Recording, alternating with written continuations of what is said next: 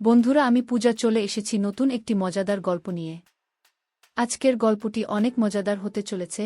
আজকের গল্পটি শুনলে তোমাদের পাইপ দিয়ে ঝরনার মতো স্রোত বয়ে যাবে, তাই গল্পটি শোনার আগে অবশ্য হেডফোন ব্যবহার করো। বন্ধুরা, তোমরা যারা আমার ইমো নাম্বার চাও তারা সবাই গল্পটি পুরো শুনবে, কেননা আজকের গল্পের মাঝে আমি আমার ইমো নাম্বারটি দিব। আর হ্যাঁ, শুধুমাত্র যারা চ্যানেলটি সাবস্ক্রাইব করবে তাদেরকে আমার ইমো নাম্বার দেয়া হবে। তাহলে চলো আজকের গল্পটি শুরু করি। সুনীলের হাতে পায়ে ধরে বলেছিলাম আমাকে ছেড়ে দাও। তখন সুনীল চক্রবর্তী আমাকে বলেছিল, তুমি কি চাও না তোমার স্বামী বেঁচে থাকুক? তুমি যদি চাও তোমার স্বামী বেঁচে থাকুক তাহলে তোমাকে এটা করতেই হবে। স্বামী বাধ্য হয়ে সেদিন রাতের বেলা আমাকে তার বন্ধুর হাতে সঁপে দিয়েছিল। তারপর স্বামীর বন্ধু সারা রাত ধরে আমার সাথে যা করেছিল তা শুনলে আমি গ্যারান্টি দিয়ে বলতে পারি তোমাদের মাথাটা গরম করে দিবে। আমার নাম কবিতা। প্রত্যেক দিন রাতে আমার স্বামীর বন্ধু আমাদের ঘরের ভিতর ঢুকে আমার স্বামীর চোখের সামনেই অর্ধেক অর্ধেক কথাটা বলার পরে আমার সাথে ঘনিষ্ঠ সম্পর্ক করত। আর আমি কেঁদে যেতাম, কিন্তু কিছু করতে পারতাম না।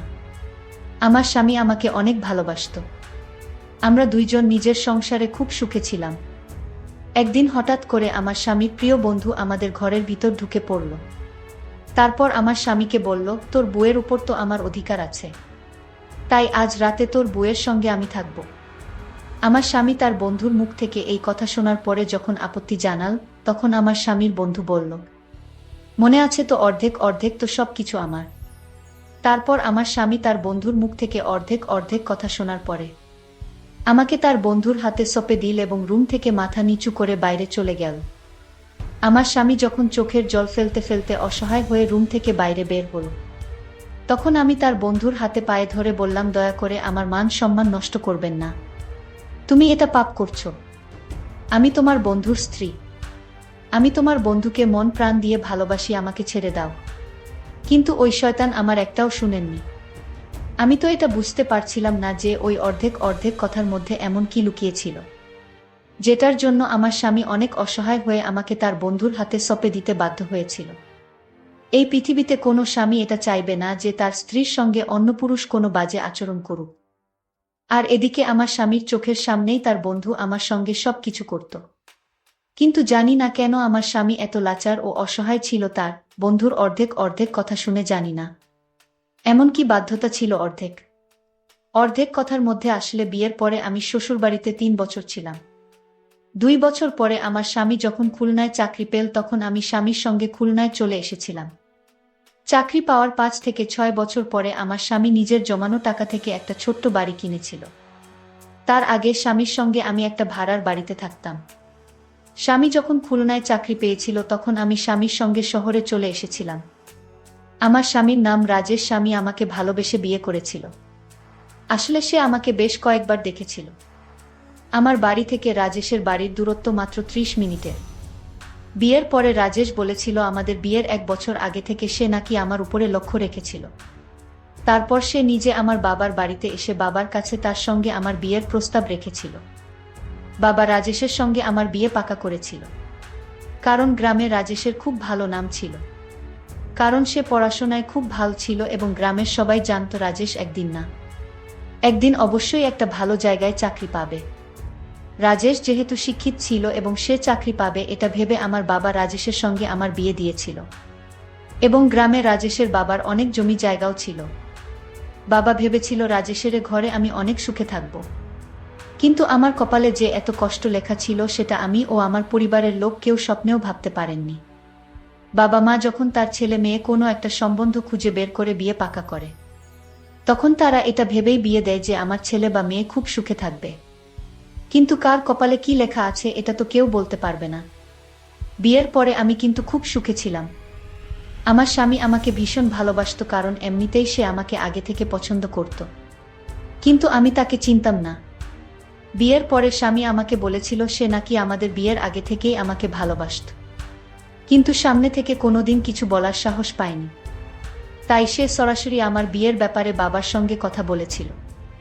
বাসর রাতে আমাকে উপহার হিসেবে সোনার চেন দিয়েছিল এবং বলেছিল একটু একটু করে টাকা জমিয়ে নাকি সে সোনার চেনটা আমার জন্য তৈরি করেছে। কারণ আমাদের বিয়ের আগে রাজেশ বেকার ছিল। সে তখন তার দাদার দোকানে থেকে তার দাদার কাজে সাহায্য করত এবং তার দাদা হাতখরচ হিসেবে প্রত্যেক মাসে রাজেশকে কিছু টাকা দিয়ে দিত। সে ওই টাকা থেকে কিছু টাকা জমিয়ে আমার জন্য এই সোনার চেন বানিয়েছিল। তারপর বিয়ের পরে রাজেশ যখন চাকরি পেল তখন রাজেশের সঙ্গে আমিও শহরে চলে এসেছিলাম।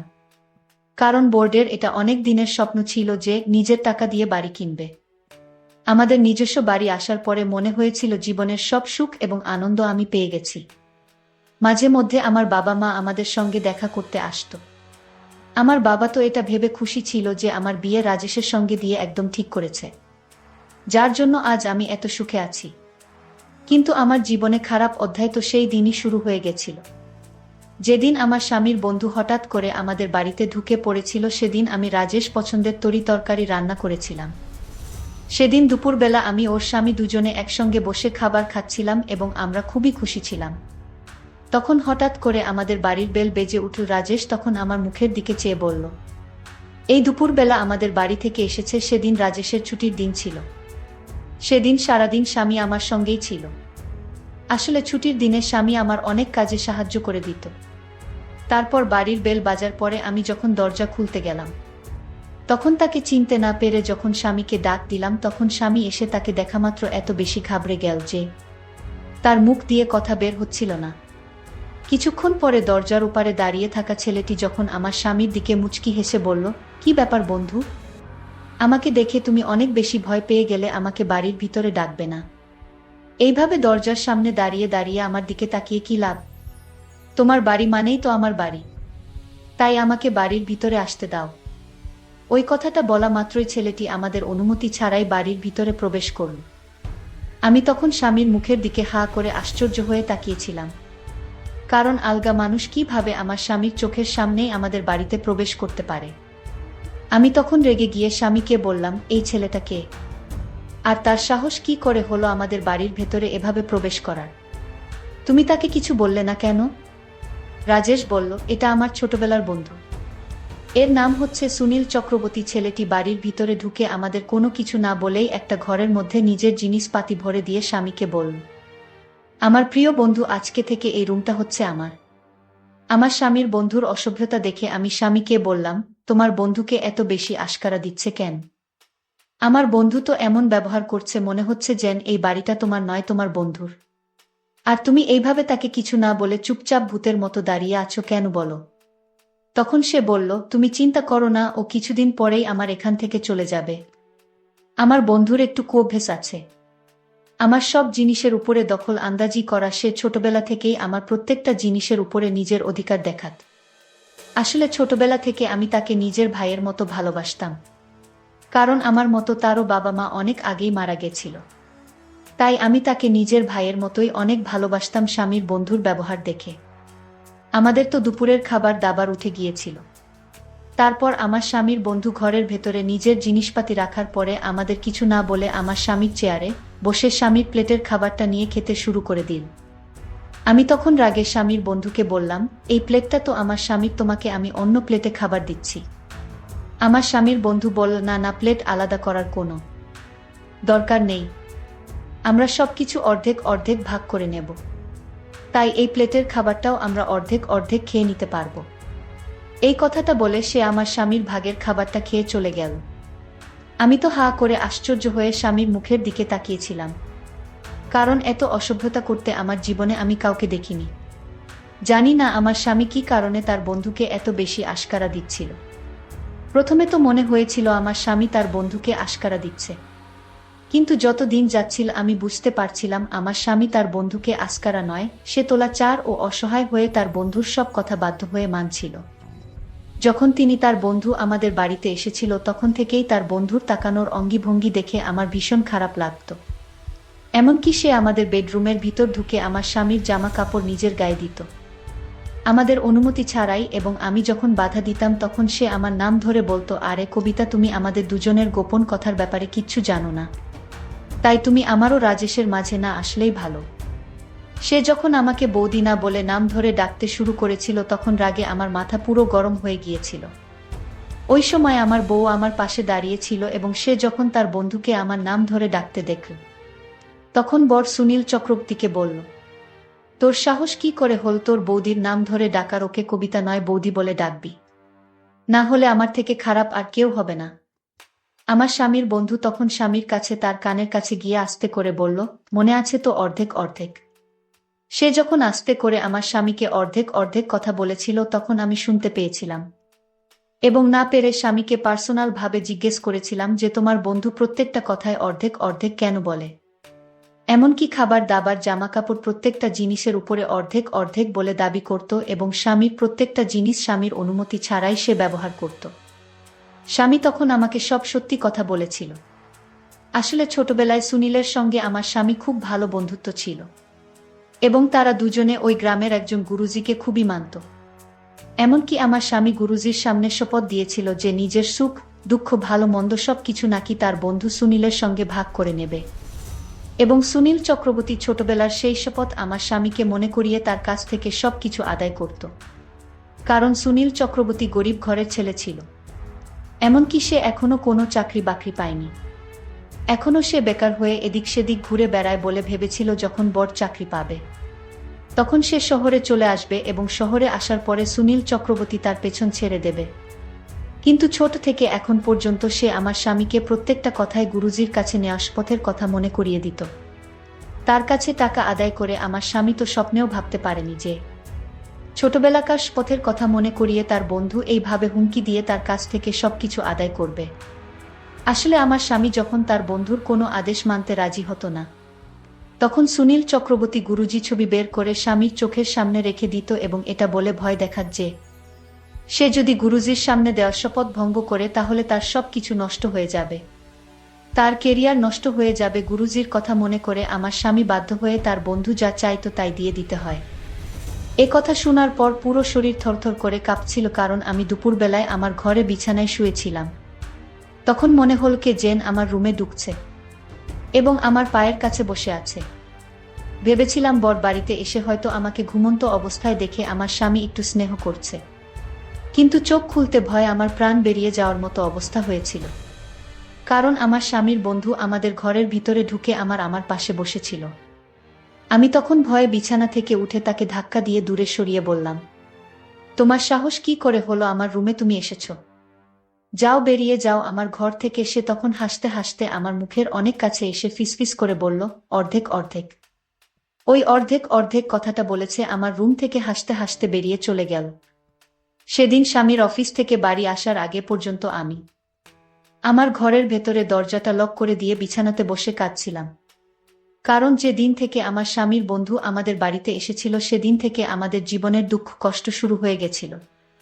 আমি স্বামীকে অনেকবার বলেছিলাম যে এইসব কুসংস্কার যাতে বিশ্বাস না করে, কিন্তু আমার স্বামীর মনে ভয় ছিল যদি সে গুরুজির সামনে দেওয়া শপথের অপমান করে তাহলে হয়তো তার সবকিছু শেষ হয়ে যাবে। এই বয়সে তার বন্ধুর সব আবদার পূরণ করত। সেদিন যখন আমার বর বাড়ি ফিরে এলো তখন হঠাৎ করে সে বাড়িতে ঢোকামাত্রই এমনভাবে মুখ থুবড়ে পড়ে গেল যে তার মাথা মেঝেতে লেগে ফেটে গিয়েছিল। ওই সময় আমি রুমের মধ্যে ছিলাম। স্বামীর অনেক জোরে চিৎকারের আওয়াজ শুনতে পেয়ে আমি তাড়াতাড়ি রুম থেকে বেরিয়ে গিয়েছিলাম। ওই সময় সুনীল চক্রবর্তী নিজের রুম থেকে বেরিয়ে এসে আমার স্বামীকে দেখে বলল, এ কি সর্বনাশ হয়ে গেছে, রাজেশকে তো তাড়াতাড়ি ডাক্তারের কাছে নিয়ে যেতে হবে। কারণ তার মাথা ফেটে গিয়ে অনেক আঘাত লেগেছিল। তাই বাধ্য হয়ে আমার স্বামীকে সুনীলের সঙ্গে করে ডাক্তারের কাছে নিয়ে যেতে হয়েছিল। ডাক্তার দেখানোর পরে আমি যখন স্বামীকে নিয়ে বাড়ি ফিরে এলাম তখন স্বামী বাড়ি ফিরে এসে অনেক মন খারাপ করে বলল, জানি না এই কিছুদিন থেকে আমার সঙ্গে কেন এরকম হচ্ছে। তখন তার বন্ধু সুনীল চক্রবর্তী আমার স্বামীর কাছে এসে বলল, রাজেশ, আমি জানি তোর সঙ্গে কেন এরকম হচ্ছে, কারণ তুমি গুরুদেবের দেওয়া আদেশের অপমান করেছিস। এই কথা শুনে আমার স্বামী তো ভয় পেয়ে অনেক বেশি ঘাবড়ে গিয়েছিল। আমি তখন রেগে সুনীল চক্রবর্তীকে আমাদের রুম থেকে বাইরে চলে যেতে বলেছিলাম, কারণ আমি বুঝতে পেরেছিলাম সে সবসময় গুরুদেবের কথা বলে আমার স্বামীকে ভয় দেখাত এবং নিজের আবদারগুলো পূরণ করত। স্বামীর সঙ্গে ঘটনাটা হওয়ার কিছুদিন পরে একদিন সন্ধ্যাবেলায় স্বামী যখন চা খেতে চাইল তখন আমি তাকে চা করে দিলাম, এবং চায়ের কাপটা টেবিলে রাখার পরে আমি যখন স্বামীকে ঘরের ভিতর থেকে ডেকে নিয়ে এলাম এবং সে যখন চাটা খেল তখন অর্ধেক চা খাওয়া মাত্র সে নিজের গলা ও পেট ধরে সোফায় বসে গড়াগড়ি দিচ্ছিল বলে রকম ছাটফটানি দেখে আমি অনেক বেশি ভয় পেয়ে জিজ্ঞেস করলাম, তুমি এরকম কেন করছো? হঠাৎ করে তোমার কি হলো? স্বামীর এরকম অবস্থা দেখে আমি তো ভীষণ ভয় পেয়ে গিয়েছিলাম, কারণ এর আগে এরকম কখনো হয়নি। স্বামী যখন অনেক বেশি ছটফট করছিল তখন আমি বাধ্য হয়ে সুনীল চক্রবর্তীকে ডাক দিয়েছে। তখন নিজের রুম থেকে বেরিয়ে এসে জিজ্ঞেস করল, কি হয়েছে? তখন আমি বললাম, তোমার বন্ধুর হঠাৎ করে শরীর খারাপ হয়ে গেছে, জানি না কি হয়েছে তাকে। এক্ষুনি ডাক্তারের কাছে নিয়ে যেতে হবে। তুমি আমার সাহায্য করো। সেদিন আবার তাড়াতাড়ি করে স্বামীকে ডাক্তারের কাছে নিয়ে যেতে হয়েছিল। ডাক্তার দেখানোর পরে জানতে পারলাম কিছু বিষাক্ত জিনিসের জন্য তার গলা ও পেট অনেক জ্বালা করছিল। স্বামীর বারবার এরকম অবস্থা দেখে আমিও নিজের কথা বিশ্বাস করতে লেগেছিলাম।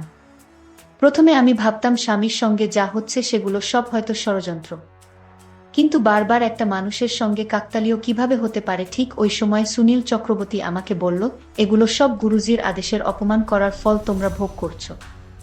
যতদিন গুরুদের কাছে নেওয়া শপথের পালন করবে না ততদিন তোমাদের জীবনে এরকম দুর্ঘটনা ঘটবে। সুনীলের কথা শোনার পরে আমার স্বামী বলছিল, তাহলে আমাকে কি করতে হবে? কারণ আমি আর এইভাবে ভয়ে ভয়ে বাঁচতে পারবো না। আমার কবিতার সুখের সংসারে শান্তি ফিরিয়ে আনার জন্য যা করতে হয় আমি করব। তখন সুনীল চক্রবর্তী মুচকি হেসে বলল, একটাই উপায় আছে, সেটা হচ্ছে অর্ধেক অর্ধেক। তুই যে শপথ গুরুজির কাছে নিয়েছিল সেটা পালন করতে হবে। তবে তুই এই শান্তি ফিরে পাবে তার সুস্থ হওয়ার পরে। আমার স্বামী তার সম্পত্তি, বাড়িঘর সব কিছু তার বন্ধু ও নিজের নামে অর্ধেক অর্ধেক করেছিল।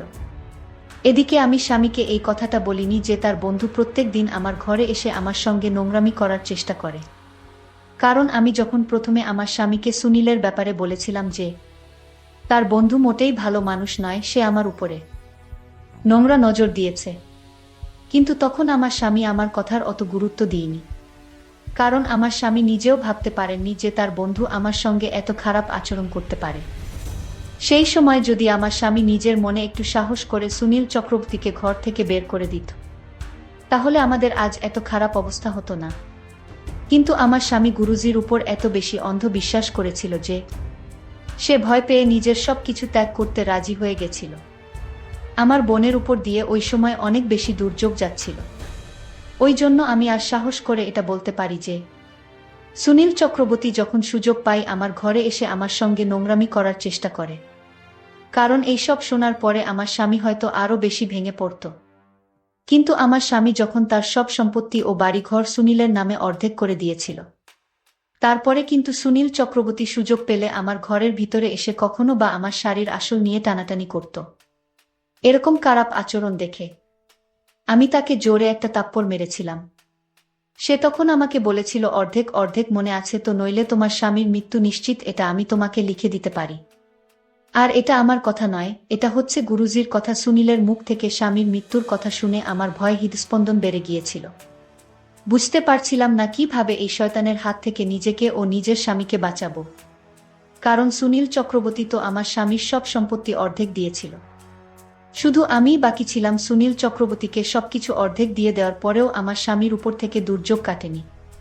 তারপরেও আমার স্বামীর সঙ্গে কিছু না কিছু দুর্ঘটনা ঘটত। তখন আমার স্বামী সুনীল চক্রবর্তীকে বলল, আমি তো গুরুজির আদেশ মতো তোকে আমার সবকিছু অর্ধেক দিয়ে দিয়েছি, তারপরেও কেন আমার ক্ষতি হচ্ছে? সুনীল চক্রবর্তী তখন আমার দিকে তাকিয়ে বলল, বন্ধু, তুই এখনো সবকিছু ভাগ করিসনি। সবকিছু অর্ধেক মানে হচ্ছে সবকিছু, কিন্তু তোর বউকে তো এখনো ভাগ করিসনি। তোর বউকেও ভাগ করে আমাকে অর্ধেক দিতে হবে, তবে তোর উপর থেকে দুর্যোগ কাটবে। আমি তখন সুনীলের হাতে পায়ে ধরে বলেছিলাম, আমার সাথে এমনটা করো না। তখন সুনীল চক্রবর্তী আমাকে বলেছিল, তুমি কি চাও না তোমার স্বামী বেঁচে থাকুক? তুমি যদি চাও তোমার স্বামী বেঁচে থাকে তাহলে তোমাকে এটা করতেই হবে। স্বামী বাধ্য হয়ে সেদিন রাতের বেলা আমাকে তার বন্ধুর হাতে সঁপে দিয়েছিল, কিন্তু এই রাতে সে আমার মান সম্মান কেড়ে নিয়েছিল। পরদিন সুনীল তার বুকে ফোন করে বলল, আমি রাজেশের সব অর্ধেক পেয়ে গেছি। তার সম্পত্তির দলিল অর্ধেক আমার নামে দিয়েছে। জানো বউ, এগুলো আমার সব ষড়যন্ত্র। আসলে এখানে গুরুজির কোনো হাত নেই। এই কথা আমার স্বামী শুনে ফেল। তারপর সুনীলকে ইচ্ছামতো পিটালো, তুই আমার সব কেড়ে নিয়েছিস। তুই আমার বন্ধু হয়ে শত্রুর মতো আচরণ করেছিস। আমি আজ তোকে মেরে ফেলব। সুনীল তখন আমার স্বামীর পা ধরে ক্ষমা চাইল, কিন্তু আমরা তাকে ক্ষমা করলাম না। ওই শয়তানকে আমরা পুলিশে ধরিয়ে দিলাম। বন্ধুরা, তোমাদের জন্য খুব কষ্ট করে গল্প তৈরি করি। যদি আমার গল্পগুলো তোমাদের ভালো লাগে তাহলে ভিডিওতে একটি লাইক করে দিও। আর এরকম মজার মজার গল্প পেতে আমাদের চ্যানেলটি সাবস্ক্রাইব করে পাশে থাকবেন। ধন্যবাদ।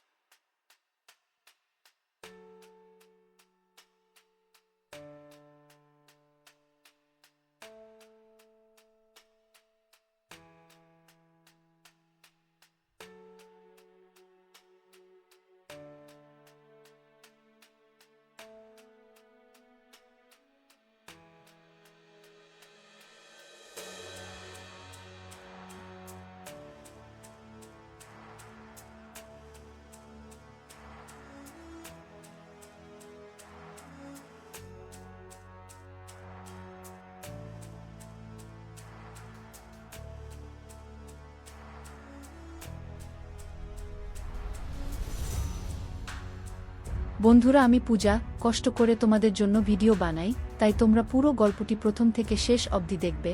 যারা নিয়মিত আমার চ্যানেলের ভিডিওগুলো দেখবেন এবং শুনবেন তাদেরকে আমার ইমো নাম্বার দিব পরবর্তী গল্পে।